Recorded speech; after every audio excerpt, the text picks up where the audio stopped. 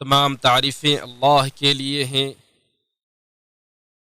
جس نے اپنی مشیت کے مطابق اپنے بعد بندوں کو شیریں زبان اور خوش کلامی سے سرفراز فرمایا ہے۔ میں بے شمار عطا و بخشش پر اس کی حمد بجا لاتا ہوں اور گواہی دیتا ہوں کہ اللہ کے علاوہ کوئی معبود برحق نہیں، اس کا کوئی شریک نہیں، ایسی گواہی جو صراط مستقیم کی رہنمائی کرے۔ اور میں گواہی دیتا ہوں کہ ہمارے نبی و سردار محمد صلی اللہ علیہ وسلم اس کے بندے اور رسول ہیں،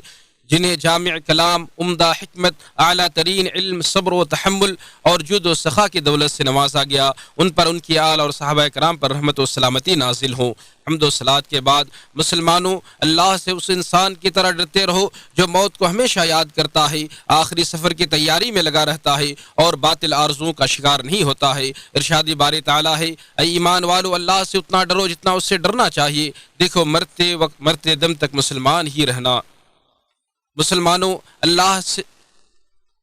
مسلمانوں، لوگوں سے ہم کلام ہوئے بغیر کوئی چارہ کار نہیں۔ یہی حصول علم و فن کا ذریعہ، عقل و شعور کو پختہ کرنے اور فہم و فراست کو جلا بخشنے کا راستہ، اور دلوں میں خوشی و مسرت پیدا کرنے اور ان سے غم و اندوہ کو زائل کرنے کا سامان ہے۔ کسی کو مخاطب کرتے وقت خوشگوئی و خوش بیانی اختیار کرنا، اور کسی سے ملتے وقت یا کسی سے روبرو ہوتے وقت یا کسی کے ساتھ بیٹھتے وقت شیریں کلامی کو معمول بنانا انسان کی بہترین خوبی، مشہور فضیلت اور اعلیٰ درجے کی منقبت ہے۔ جو اپنے مخاطب کی عزت و احترام کرتے ہوئے اپنی بات کو خوبصورت بناتا ہے، اپنی گفتگو کو آراستہ کرتا ہے، اپنی زبان کو سنوارتا ہے، اپنے بیان کو سجاتا ہے اور اپنے خطاب کو مزین کرتا ہے، اس کی طرف دل و جان، محبت و وارفتگی کے ساتھ کھینچے چلے آتے ہیں۔ اللہ تعالیٰ نے دلوں میں اس شخص کی محبت و دیت کر دی ہے جو دلوں کو ایسے الفاظ سے مخاطب کرے جو شیریں ہو اور سننے میں خوب اچھے لگے، جبکہ دلوں میں اس شخص کے لیے بغض اور نفرت و کراہیت ودیت کر دی ہے جس کی زبان بگڑی ہوئی ہو، جو بے حد چیخنے والا، سخت زبان دراز، دشنام تراز، فحش گو اور بد زبان ہو، جسے اپنی زبان سے نکلی ہوئی بات کی کوئی پرواہ نہ ہو۔ کسی حکیم نے بجا فرمایا، نرم گفتگو دلوں میں پوشیدہ کینہ کپٹ کو دھو دیتی ہے، شیریں گفتگو حرما نصیب، زخم خوردہ اور غم زدہ انسان کی تسلی کا ذریعہ بھی ہے۔ متنبی نے کیا خوب کہا ہے، آپ کے پاس ہدیہ کے لیے کوئی گھوڑا اور مال و زر نہیں ہے، آپ تہی دامہ ہے تو کم سے کم آپ کی زبان میٹھی ہونی چاہیے۔ حضرت ابو ہریرہ رضی اللہ عنہ سے روایت ہے کہ رسول اللہ صلی اللہ علیہ وسلم نے فرمایا، اچھی بات بھی صدقہ ہے، بخاری و مسلم۔ لوگوں کو جب بھی مخاطب کریں تو اچھے، خوبصورت اور پاکیزہ الفاظ سے مخاطب کریں، ایسے الفاظ سے دور رہیں جن میں خست و دنات، فحش اور شدت و سختی ہو۔ الفاظ ایسے ہوں جن میں مخاطب کے لیے حقارت، تنقیص، ذلت اور عدم احترام کا کوئی پہلو نہ ہو۔ ایسے صاف ستھرے الفاظ ہوں جن میں سامعین کا مذاق اڑانے، انہیں حقیر، چھوٹا اور کمتر سمجھنے کا دور دور تک کا کوئی شائبہ نہ ہو۔ ارشاد باری تعالیٰ ہے، لوگوں سے اچھی بات کہو۔ ابن کثیر رحمہ اللہ فرماتے ہیں، یعنی لوگوں سے اچھی طرح گفتگو کرو اور ان کے لیے تواضع اختیار کرو۔ کہا جاتا ہے کہ جنگ باز سے شروع ہوتی ہے اور ہلاکت و بربادی پر ختم ہوتی ہے، اور بڑے شر و فساد کی ابتدا چھوٹے شر سے ہوتی ہے۔ اسی طرح زبان جنگ کا پیش خیمہ ہوا کرتی ہے۔ انسان کی زبان پر وہی چیز آتی ہے جو اس کے دل میں ہوتی ہے۔ اگر دل میں خیر و نیکی ہو تو زبان سے بھی خیر و بلائی نکلے گی، اور اگر دل میں شر و برائی ہو تو زبان سے بھی شر و برائی نکلے گی۔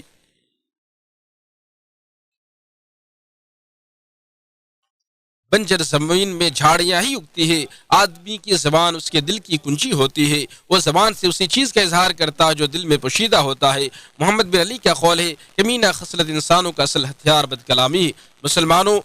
جن سے ہم کلام ہونے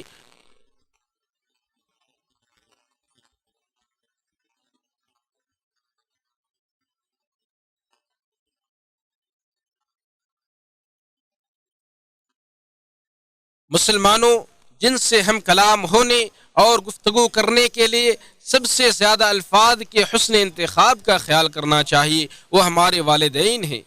والدین کے بلند مقام و مرتبہ اور عظیم حقوق کو مد نظر رکھتے ہوئے دلکش اور حسین معانی اور جذبات پر مشتمل پاکیزہ اور بہترین الفاظ اور اسلوب بیان کے ساتھ انہیں مخاطب کرنا چاہیے۔ ارشاد باری تعالی ہے تو ان کے آگے اف تک نہ کہنا، نہ انہیں ڈانٹ ڈپٹ کرنا، بلکہ ان کے ساتھ ادب و احترام سے بات کرنا۔ چنانچہ اللہ عز و جل نے اف کہنے والے، گھٹن محسوس کرنے والے دل برداشتہ بوجھل انسان کی آواز میں ان سے مخاطب ہونے سے منع فرمایا اور حکم دیا کہ انہیں اچھی اور عمدہ بات کہے، ایسی بات جس میں ان کے ساتھ حسن ادب کی پاسداری کی گئی ہو اور ان کے مقام و مرتبہ اور حقوق کا خیال رکھا گیا ہو۔ انہیں ان کے ناموں کے ساتھ نہ پکارے اور ان کے پاس بلا وجہ آواز بلند نہ کرے، کیونکہ یہ ان کی شان میں گستاخی اور بے ادبی ہے۔ ابو ہریرہ رضی اللہ عنہ والد کا مقام و مرتبہ بتاتے ہوئے فرماتے ہیں، انہیں ان کے نام کے ساتھ نہ پکارو، ان کے سامنے نہ چلو اور نہ ان سے پہلے بیٹھو۔ اس کو امام بخاری نے الادب المفرد میں روایت کیا ہے۔ اے مبارک بیوی، تمہارا شوہر نامدار تمہاری پناہ گاہ، تمہارے سر کا سایہ، تمہارا دست و بازو اور تمہاری سعادت و نیک بختی کا دروازہ ہے، لہذا اس سے اس اسلوب میں بات نہ کرو جو اس کے لیے تکلیف دہ ہو، اور اس پر زبان درازی کر کے اسے اشتعال نہ دلاؤ، بلکہ اس کی تعظیم و تکریم کرو، کیونکہ اللہ نے شوہر کو سردار اور آقا کہا ہے، جیسا کہ یوسف علیہ السلام کے قصے میں ہے، دونوں نے اس عورت کے سردار کو دروازے کے پاس پا لیا۔ شوہر کو سردار اس لیے کہا گیا کیونکہ شوہر ہی بیوی کے جملہ ضروریات کا انتظام کرتا ہے اور وہی اسے کسی کام کے کرنے اور نہ کرنے کا حکم صادر کرتا ہے۔ اور سعید بن المسیب کی بیوی نے کہا، ہم اپنے شوہروں سے اس طرح بات کرتے تھے جس طرح تم اپنے حکمرانوں سے بات کرتے ہو۔ ابو نعیم نے اسے روایت کیا ہے۔ اے مبارک شوہر، تمہاری بیوی تمہارا ساتھی، دوست، تمہارے گھر کی نگہبان ہے، اس لیے وہ تم سے خیر، حسن تعاون، نرم دلی اور خوش گفتاری کی توقع رکھتی ہے، لہذا اس سے محبت و شفقت، عزت و احترام، لطف و نرمی اور ہمدردی کی زبان میں گفتگو کرو، اور اسے زبردستی چپ کرا کر اس کی توہین نہ کرو، اور ڈانٹ ڈپٹ اور سرزنش و ملامت کر کے اسے کبیدہ خاطر نہ کرو، اور طلاق اور جدائی کی دھمکی دے کر اسے مت ڈراؤ۔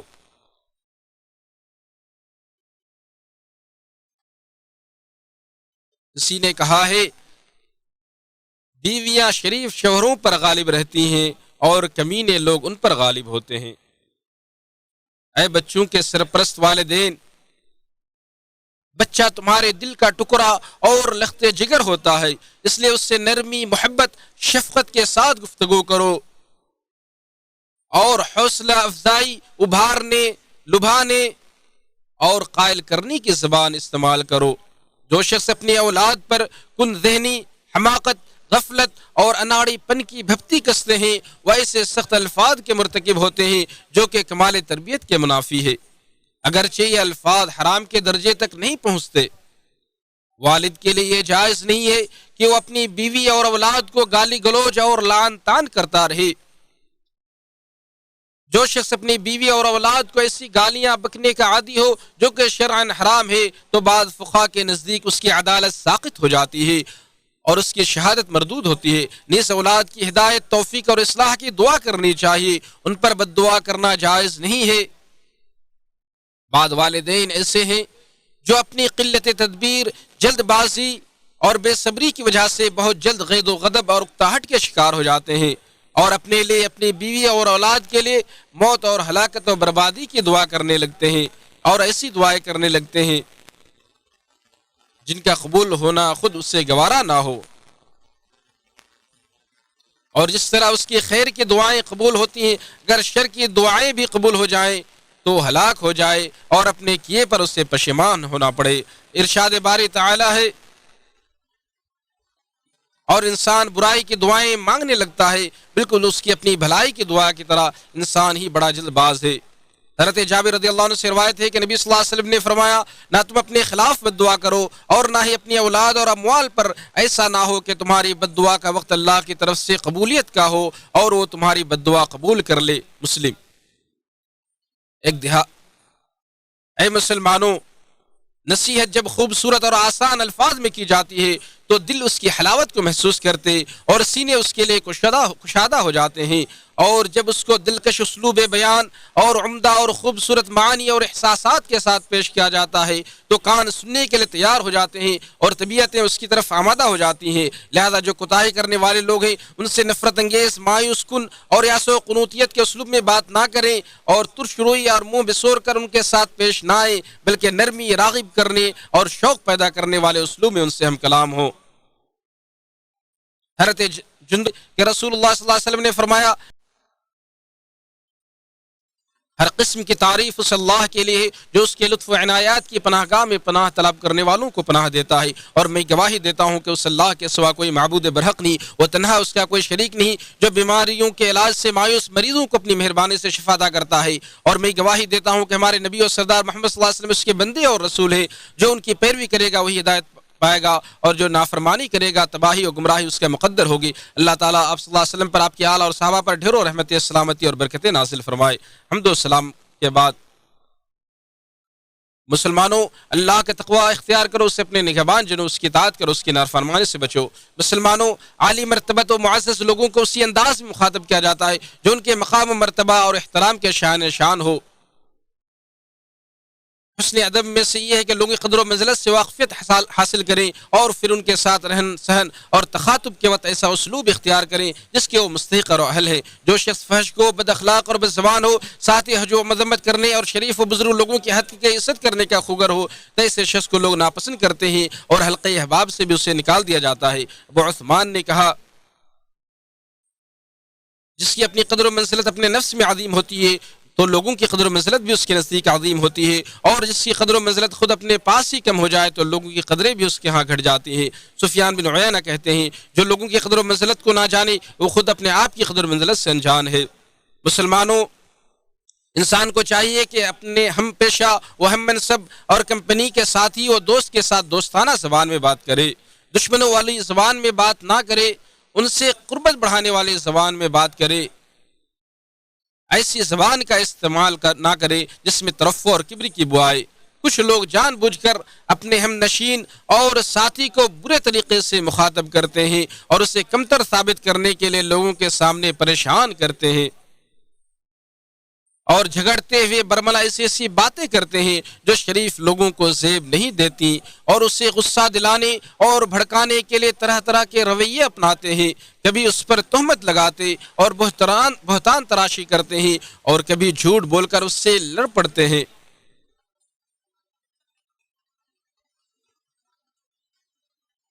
یہ مغرور و متکبر، ظالم و جابر، خود غرض اور لالچی انسان کی عادتیں ہیں جو اپنے ساتھیوں کے حقوق پر ڈاکہ ڈالنا چاہتا ہے، اپنے پارٹنر و حصے دار کے حق کو غصب کرنا چاہتا ہے، اور انتہائی گھٹیا پن، دھوکہ دہی اور مکر و فریب سے دوسروں کو دور کرنے کی شدید خواہش رکھتا ہے۔ دھوکہ و خیانت کے ذریعے غلبہ اور بہتان بازی کے ذریعے تخت نشینی چاہتا ہے، اور جال سازی کے ذریعے سے وہ کامیاب ہونا چاہتا ہے۔ یہ بالکل بھی اچھے اخلاق کی علامت نہیں ہے، بلکہ یہ تو منافق انسان کا وتیرہ اور عادت ہے۔ اللہ تعالیٰ مجھے اور آپ کو احمق و نادان لوگوں کے راستے سے بچائے اور پختہ ایمان و یقین اور دیندار لوگوں کی راہ پر چلائے۔ راہ راست دکھانے والے، مخلوق کی سفارش کرنے والے احمد مصطفیٰ پر کثرت سے درود و سلام پڑھو، کیونکہ جو ان پر ایک بار درود پڑھے گا اللہ تعالیٰ اس پر 10 رحمتیں نازل کرے گا۔ اے اللہ، ہمارے نبی و سردار رحمت و ثواب کی خوشخبری دینے والے، عذاب و عقاب سے ڈرانے والے محمد صلی اللہ علیہ وسلم پر درود و سلام نازل فرما، جو روز قیامت صاحب شفاعت ہوں گے، جن کی سفارش کو قبول کیا جائے گا۔ اے اللہ، آپ صلی اللہ علیہ وسلم پر، آپ کے آل و اصحاب پر رحمتیں نازل فرما، اور ان کے ساتھ ساتھ ہم سے بھی راضی ہو جائے، کریم اور بہت سے عطا کرنے والے۔ اے اللہ، اسلام اور مسلمانوں کو غلبہ عطا فرما، شرک و مشرکین کو ذلیل و رسوا کر دین کے دشمنوں کو تباہ و برباد فرما، تمام مسلم ممالک اور ہمارے ملک مملکت سعودی عرب کو سازش کرنے والوں کی سازش، مکر و تدبیر کرنے والوں کے فریب اور بغض و حسد رکھنے والوں کے بغض و حسد سے محفوظ فرما۔ اے تمام جہانوں کے پالنے والے، اے اللہ، ہمارے پیشوا حاکم خادم حرمین کو اپنے پسندیدہ کاموں کی توفیق عطا فرما اور نیکی و تقوی کے کام کرنے کی توفیق عطا فرما، انہیں اور ان کے ولی عہد کو اسلام کی تقویت اور مسلمانوں کی اصلاح کے کام سر انجام دینے کی توفیق عطا فرما۔ یا اللہ، ہماری فوج اور ہمارے سرحدوں کی حفاظت فرما۔ اے تمام جہانوں کے پالنے والے، اے اللہ، ہمارے بیماروں کو شفا عطا فرما۔ اے اللہ ہمارے بیماروں کو شفا عطا فرما اور مصیبت زدہ لوگوں کو عافیت عطا فرما، ہمارے فوت شدگان کی مغفرت فرما اور دشمنوں کے خلاف ہماری مدد فرما۔ اے تمام جہانوں کے پالنے والے، اے اللہ ہماری دعا کو شرف قبولیت عطا فرما اور ہماری پکار کو منظور فرما۔ اے عزت والے، عظمت والے اور نہایت رحم کرنے والے، کہ اللہ کی قسم اللہ فلاں شخص کی مغفرت نہیں کرے گا۔ اس پر اللہ تعالیٰ نے فرمایا یہ کون ہے جو مجھ پر قسم اٹھا رہا ہے میں فلاں کی مغفرت نہیں کروں گا، میں نے اس کی مغفرت کر دی ہے اور تیرے اعمال کو ضائع کر دیا ہے۔ ابو رضی اللہ عنہ کہتے ہیں کہ اس نے ایک ایسی بات کہہ دی ہے جس نے اس کی دنیا اور آخرت تباہ کر کے رکھ دی۔ ارشاد باری تعالیٰ ہے جا کر دونوں اس سے نرمی سے بات کرنا، یعنی پر لطف نرم بات، کیونکہ کلام کی نرمی خود سر لوگوں کی سرکشی کی زنجیر کو توڑ دیتی ہے اور سنگ دل ظالموں کے دل کو موم بنا دیتی ہے۔ زادان جو ایک جلیل القدر کوفی تابعی ہیں، وہ اللہ کی طرف اپنی توجہ اور انہما کا سبب بیان کرتے ہیں کہ میں ایک خوش الحان بچہ تھا جو ستار پر بہترین تاریں چھیڑتا تھا۔ میں اپنے ساتھیوں کو گانے سنا رہا تھا تو وہاں سے ابن مسعود رضی اللہ عنہ کا گزر ہوا تو وہ آئی اور فرمایا اے نوجوان، اس پیاری آواز سے اگر تو قرآن کریم کی تلاوت کرتا تو تیری بات ہی کچھ اور ہوتی۔ پھر وہاں سے گزر گئے تو میں نے اپنے ساتھیوں سے کہا یہ کون ہے؟ تو انہوں نے جواب دیا کہ ابن مسعود ہیں۔